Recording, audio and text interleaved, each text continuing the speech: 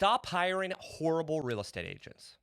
What's up, guys? My name is McKeown. I'm a licensed real estate agent and investor in the Dallas and Orlando, Florida markets.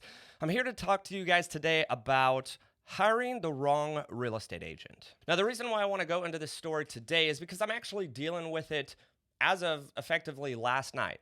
I met with a client who essentially had purchased a new build. It was actually half of a duplex, so not even a traditional single family home, in kind of a desirable area of town, but the location for this particular half duplex was a little less desirable than what I would have probably purchased if I was getting into investing. So his mortgage roughly is going to be about $6,200. Above market rent, and what he's been trying to rent this place out for over the last 30 days, and he has chose to swap over and use me as his real estate agent, is $5,500. Yes, $6,200 mortgage, $5,500 rent, and $5,500 is what he has not even gotten over the last 30 days of it being on the market. So the story here is he actually knew the particular builder. Maybe, he had a close relationship, or maybe it's just a friend of a friend, got connected and knows the builder personally. The builder told him to reach out to his designated real estate agent, which was representing the seller, and have him coordinate both sides of the transaction for both the seller, meaning the builder, and the buyer, which is now my client. Now, the unfortunate side here is you have an agent that really is representing the seller. Now, there is intermediary status in the state of Texas, which you essentially can have a brokerage represent both sides, but not favor one or the other. But in this case, the relationship pre-existed with the builder, so certainly you're gonna have some favoritism, even if you don't want to admit it as a real estate agent, towards the builder that you actually have a pre-existing relationship with. So essentially what my client did was go and purchase a property as a first-time investment. He technically didn't even qualify for the loan on his own, so the property's actually underneath his mother's name. And on top of that, he purchased a property that is off of a main street. He also purchased a property that's kind of in a changing neighborhood. To give you an idea, across the street are about 100-year-old homes. It's a good opportunity if you're getting in early, but in this case, $800,000 for this area is not exactly an early price. So in a situation like this, I kind of wish I would have known him prior, or maybe we could hit the rewind button and go back to him not purchasing this and kind of point him into a different direction, because I could tell you this as a first-time investment, and essentially he had put all his active capital in here as well, is certainly not going to be able to help him invest in the future. So what happens in this particular situation? Well, what I can tell you is I'm going to be taking over the lease situation here with the hopes to be able to get it rented out as soon as possible, because every day that this is not rented out, it's costing him $200 in vacancy. But I'm afraid that that $5,500 mark is about $150 to $200 more than anything in the neighborhood has even rented for. And again, this is off of a main road, so you're not even gonna have the privacy of being maybe on a smaller or secluded street. So with that all being said, if I may get it listed for $200 or $300 less, maybe at $5,200, again, his mortgage at $6,200, he's gonna be having to pay over $1,000 a month just to cover the mortgage. But on top of that, it also doesn't cover any maintenance. It doesn't cover any property management if he plans to put a property management company in place.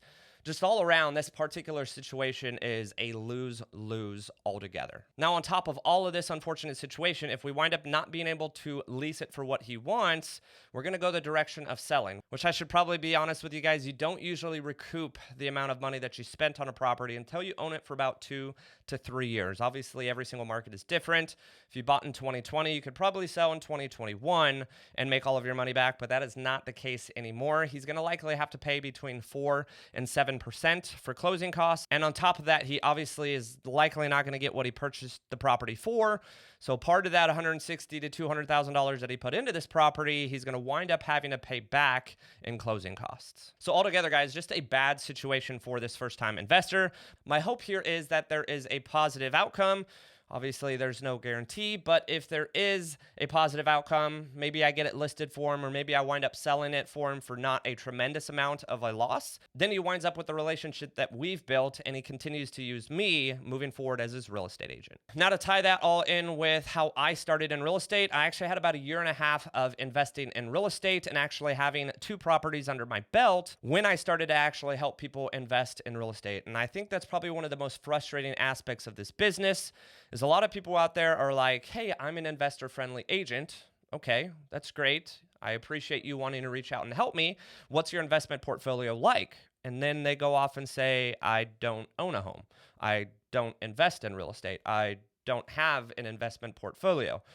Well, what I can tell you is there's no better experience than actually doing it yourself. Now, before I jump into this video and detail why you guys should stop hiring horrible real estate agents and how you can kind of, on the flip side, hire a great real estate agent, I will throw this pitch out here for you guys. I am in the Dallas-Fort Worth area. Again, I'm also in the Orlando, Florida markets. So if you're in either of those markets, I'd love to be the agent that helps you.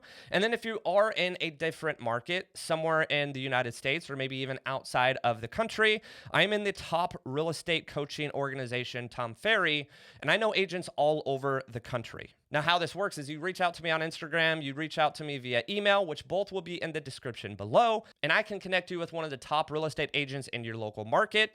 Regardless if you're buying a primary residence, you're buying a multifamily, you're buying a commercial building, or any purchase or sale whatsoever, hit me up on Instagram or shoot me an email and I'll get you connected. So let's jump right into it, guys. First and foremost, I will tell you, and I've said in other videos, anyone can get their real estate license. Specifically in Texas, it's probably the most difficult with 180 hours required to get your real estate license. But I know specifically some states only require 25, maybe 30 total hours to get your real estate license. Again, 25 to 30 hours, that's probably something you can do in a week, maybe even a weekend. In Texas, it may take you up to a month or two to get your real estate license, but it's not like getting a bachelor's or a master's degree where you're specialized in a certain subject. A real estate license is very easy to get. Now, on top of that, too, when you become a licensed real estate agent, not a lot of real estate agents actually get proper mentorship. Not a lot of real estate agents actually surround themselves with the right type of people to learn and to grow. A lot of these real estate agents that do get licensed wind up just working part-time. And if you're a friend of theirs, or maybe they're your best friend, they say, oh, I want to help you buy your first house, and they have no clue what they're doing. I will tell you a majority of the production across the country comes from really the top 1 or 2% of real estate agents. That means a majority of the real estate agents, such as myself, are doing 95% of the deals. The part-time agents, the lower producing agents, those are the agents that I don't mean to discredit anyone in this industry or knock anyone down, but if you are working with a real estate agent that is not as experienced or maybe doesn't have a ton of production under their belt, you're likely going to run yourself into an unfortunate situation. And I'll give you guys another analogy here too. It's the reason why a lot of people actually chose to work with me as a newer real estate agent, because I had about 18 months experience in investing in real estate. The same thing can be applied. Let's say if you have a 5-year-old or a 7-year-old or a 10-year-old that is very, very good at, let's just say, soccer. Okay, you're more than likely not going to bring that individual to a team where the head coach has no soccer experience whatsoever, especially if there's another alternative just around the corner where that individual coach used to play professional soccer. You're definitely, as long as you can afford it, are going to take your son or your daughter to that coach that used to play professional soccer rather than the individual that is coaching soccer and has no experience in it whatsoever. The same thing can be applied to real estate, guys. Make sure that you're bringing in a real estate agent that is experienced, but not just experienced in real estate, experienced in what you're trying to do in real estate. And I'll be completely transparent with you guys here. If someone reached out to me and was like, hey, I want to buy a 150-unit apartment complex in the Dallas-Fort Worth area, I'm probably not going to love the idea of helping you on my own. I've got a great connection, though, with another commercial real estate agent that helped me purchase my first commercial building, as well as helped a couple of my other clients and close friends that we would likely partner together for me to gain more experience and for him to protect you with the purchase. So once again, guys, experience. And experience matters, but it doesn't necessarily mean that go find a real estate agent that's been working for 20, 30, or 40 years. No offense to those folks that have been licensed that long, but a lot of those folks haven't adjusted to the new times. I actually even recently lost a listing to an agent that has been licensed probably 20 or 30 years because the individual client is an elderly client, thinking that that real estate agent is going to be able to sell her home in that local market and city that she lives in because she's very dated and very, I guess, used to old times where assuming the only way to sell a house is by word of mouth in the local city. But as we're all aware, and you're watching right now, this is the internet, and there is a lot more reach through the internet than walking around talking to people about a house you're selling. So make sure you do your due diligence. Now, there's obviously the internet. The internet can be portrayed in a multitude of different ways. You can actually kind of push yourself in a direction that may come across experienced as a real estate agent on the internet, when in reality you don't have any experience at all. And so when I say do your due diligence, make sure that you're interviewing handfuls of agents, especially if you're doing this all on your own. Now, obviously, in my case, if I do refer you an agent, I'm not going to refer you someone that is new in the industry. I'm not going to refer you someone that doesn't have enough experience or doesn't have a lot of experience in investing, if investing is something that you want to get yourself into. But if you elect to not reach out, just make sure that you do your due diligence, because again, buying a property, investing in real estate, selling your property, it's very, very expensive, and it can turn into a really bad situation if you're not being smart about it. Now, the second thing here, and this may be a little obvious for most people, but purchasing a house, regardless if it's a primary resident or maybe it's an investment property yourself, is more than likely going to be one of the largest financial decisions of your career or your life, really, because at the end of the day, not a lot of people out there are buying 10, 20, 30 different properties. For the most part, I would say, you're between 3 and 5 homes purchased ever in the entire lifespan of your life. So 3 to 5 transactions that could really make or break you. And that's an easy choice for, again, you to do your due diligence and make sure that the 3 to 5 times that this happens in your life, meaning purchasing, selling, or investing, is a good choice. And once again, guys, going back to the very example I'm dealing with right now, could you imagine putting $160,000, maybe upwards of maybe $200,000 down, only to find out that you're going to be losing $1,000 a month on top of that down payment, or you're likely getting $140,000 to $150,000 back from a property that you just purchased for about $160,000 to $200,000.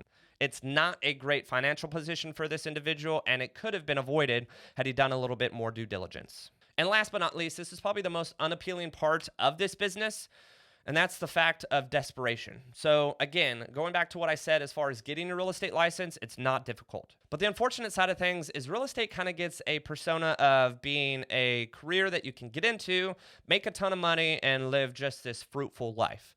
So a lot of real estate agents go and get their license. As I mentioned before, it's not difficult to get.